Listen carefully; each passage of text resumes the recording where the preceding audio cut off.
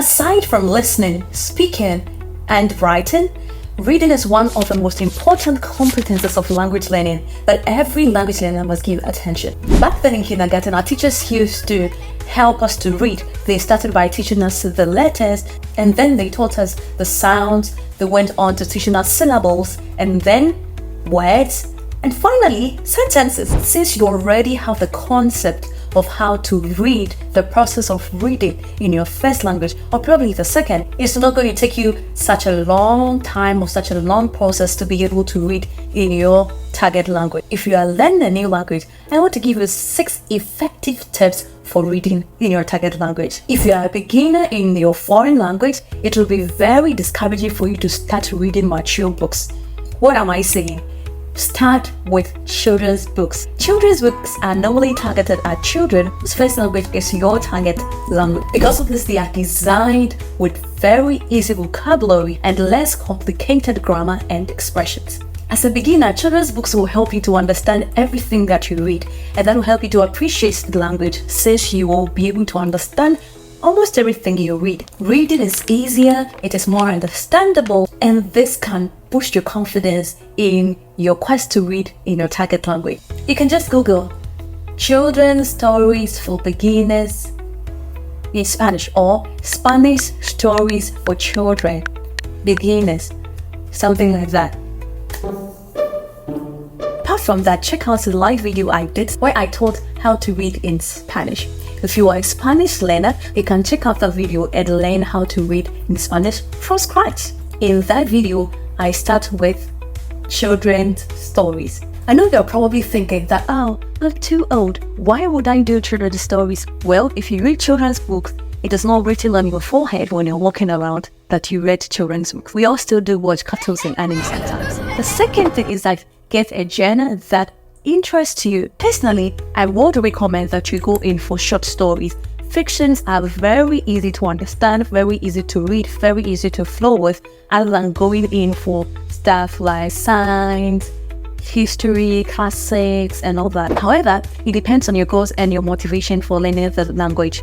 For example, if you are learning the language for medical purposes, that means that even if you decide to read scientific books, it's perfectly fine because you'll be able to learn some vocabulary from that book. Religious books can also be of great help, like the Bible and other spiritual books. This will be able to help you to grasp some vocabulary that you may not learn in class, or you may not even learn on the internet. All in all, go for what interests you.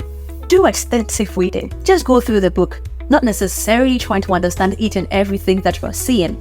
What you do is just to appreciate the book, to focus on your pronunciation, to focus on how you are flowing, other than trying to understand each and every word in the book. In this reading, what you are looking at is pronunciation, what you are looking at is the flow, and then syntax. You want to be abreast, you want to be familiarized with the syntax of the language and how the language flows. From extensive reading, you can also consider intensive reading.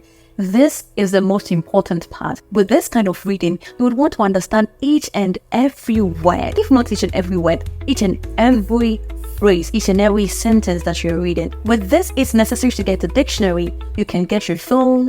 If you have an app or a dictionary on your phone, you can get it by your side, and whilst you're reading, if you come across any word that you do not understand, you quickly look it up and then you continue reading. That will help you to really appreciate what you're reading because you are now interested, you now understand so much. Read aloud.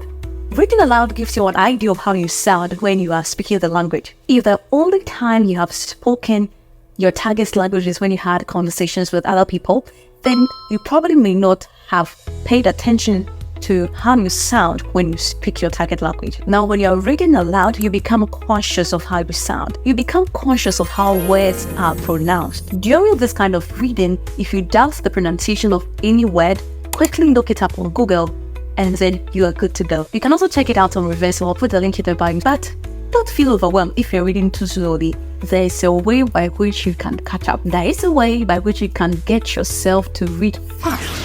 Let me show you. Take it by pieces. If you want to catch yourself reading as fast as possible, read by pieces. This is what you're going to do. Take a little portion of the book you are reading. It can be just a page or it can be a paragraph. With this strategy, you're probably going to take a long time to finish the book.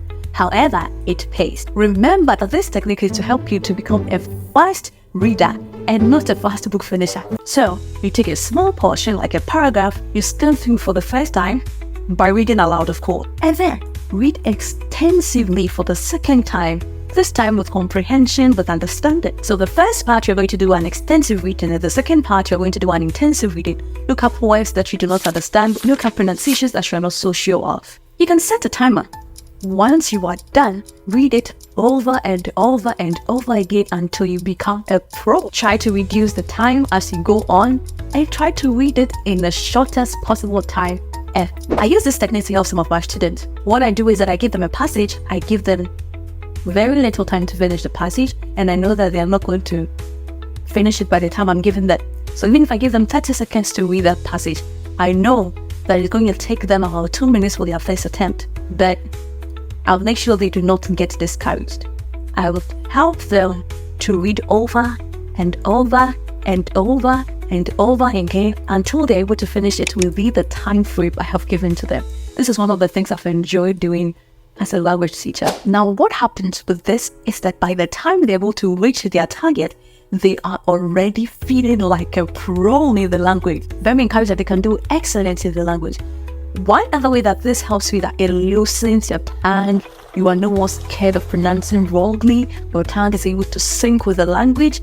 And sometimes by the time you are done, the whole passage is already in your brain. Now, after watching this, which book are you going to read? And which of the techniques are you going to try out first? Let me know in the comment section. My name is Mr. T and this is B-Proficient. Don't forget to subscribe and share with your friend who is learning a new language.